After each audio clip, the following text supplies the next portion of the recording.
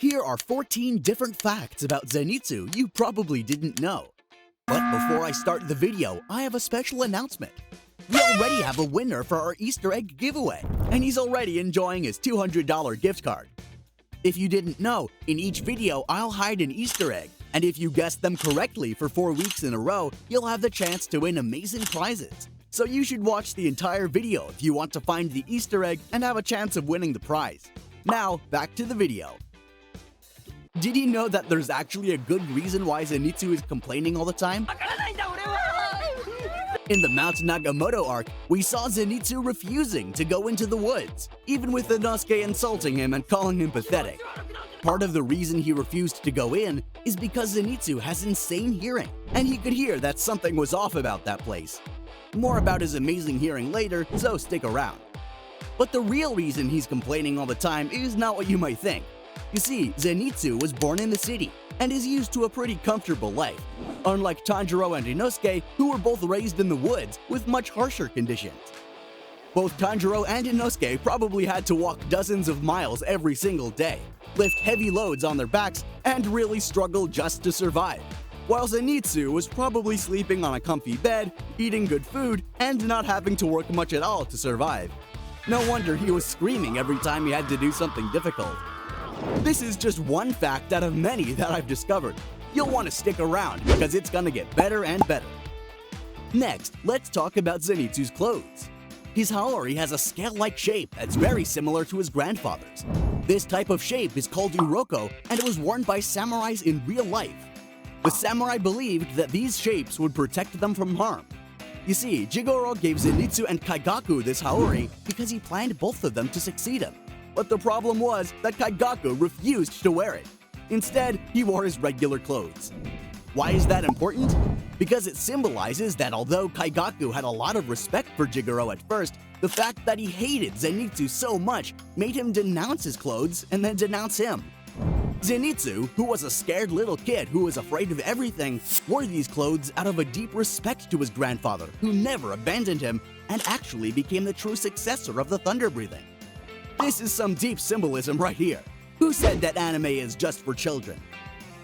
Now let's leave the symbolism behind for now, because the next fact will for sure blow your mind. Zenitsu became a demon slayer because he was in debt. He wanted to convince a girl to marry him by giving her gifts, which only resulted in her exploiting him.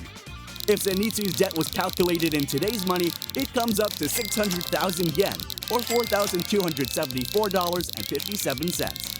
Although it doesn't sound like much, you need to take into account that back then, average people earned this amount in about 10 years.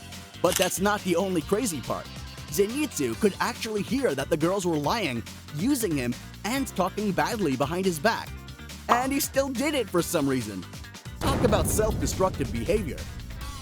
Speaking of destructive behavior, what's more destructive to yourself than becoming a Hashira? Just ask Tengen.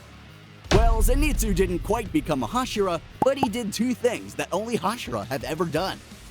Back when he fought Kaigaku, he wanted to fight alongside him, but because at that point he could only do the first form he had come up with, he created a new original form in a breathing style that already had multiple users. Another feat done by only Hashira before him is that he defeated an upper-rank demon by himself, which was originally done by Moichiro Tokido. Pretty cool, right?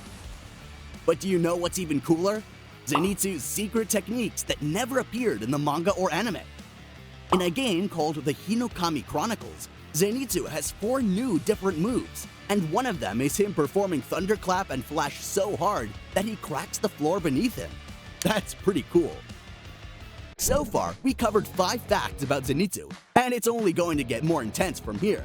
So you better stick around because the next fact will blow your mind. After the first season of the anime was released, Zenitsu became very popular around the world. I know personally because he's my second favorite character. The first is Yoriichi, but shh, don't tell anyone. Anyway, did you know that Zenitsu won the 29th spot in a popularity poll? In a different anime? Imagine being so popular that your popularity leaks into other shows. Did you ever wonder what would happen if the main characters would never become swordsmen? Well, Koyoharu confirmed that Zenitsu likes sweets so much that if he didn't become a swordsman, he would probably be obese from all the ones he eats on a regular basis. I think I might become a demon slayer myself if that means I can eat as many sweets as I want. In the last fight with Muzan, Zenitsu and Inosuke's strategy was making as much damage as they could while the Hashira attacked him with their red blades. But when Inosuke saw the Hashira's red blade, he asked Zenitsu to collide their blades together because he wanted one too. Zenitsu told him that their arm strength is not enough to cause a red blade to appear, and this fact frustrated him because he couldn't land a deep enough hit on Muzan with a regular blade. Imagine what would happen if Zenitsu could actually manifest a red blade to fight Muzan. He would become a legend. Speaking of legends, did you know that after the last fight, Zenitsu wrote a memoir entitled The Legend of Zenitsu? That's nice and all, but knowing Zenitsu, I am sure he stretched the truth as much as he could. He probably said he used sun breathing and defeated Muzan on his own, while the other Hashira just stood their ground and did nothing. Comment down below if you feel the same. We all know that Inosuke can't get the names of his peers correct. And Zenitsu is no exception. Back in episode 25, we see an inspired Inosuke calling Zenitsu to start training with a motivated look on his face. But instead of Zenitsu, he says this. One of the things that really cracks me up about Inosuke forgetting his friends' names is how confident he is when he uses the wrong one. But that kind of sounds like me, to be honest. But wait, back in fact number 3, we already revealed that Zenitsu could hear when the girls were using him for money and talking behind his back. But that's not all.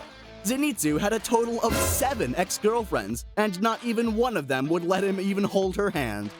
Oof, that is worse than friendzone. Speaking of his good hearing, we all fell to the floor with laughter when we saw Zenitsu playing the shamisen angrily because of how Tengen treated him. But did you know that Zenitsu was actually in a band along with Tanjiro, Inosuke, and Tengen? In a weekly Shonen Jump spoof for Koma, Zenitsu plays the shamisen in the band Chic and Scruffy Democracy. Their debut single was Melancholy of Explosive Sound, Skin, and Modern Sense of Smell, and it reportedly made everyone who heard it dizzy and nauseous. I mean, just saying this long name makes me dizzy and nauseous, so I can't even imagine the horror of actually hearing it. It's no doubt that Zenitsu has one of the best shots in the anime. Just look at this. And what about this one? Okay. Or this one? Okay. With all these great shots, you'd think that it's just an illustration from the manga, but unfortunately not. The manga actually didn't even give Zenitsu the same amount of effort the studio did. So I'm speaking on behalf of all the anime fans around the world. Thank you, UFO Table. We're really close to the end of the video, and I wanted to remind you that we kept the most interesting fact for last, because this fact is about the moment when Zenitsu almost died. Well, besides all the other times. So you should keep watching. You see, this time it wasn't from an evil demon, he almost died for simping for Nezuko. You see, although he fell in love with Nezuko at first sight, he was skeptical of how Tanjiro described her. He couldn't believe that girls could be so one-sidedly kind. When he saw how Nezuko wasn't two-faced and was truly kind, he became so happy that he saw paradise for a moment and almost ascended to heaven. The ultimate simp fantasy, if you ask me. For more fact videos, please watch the video of 44 Hashira facts you probably didn't know.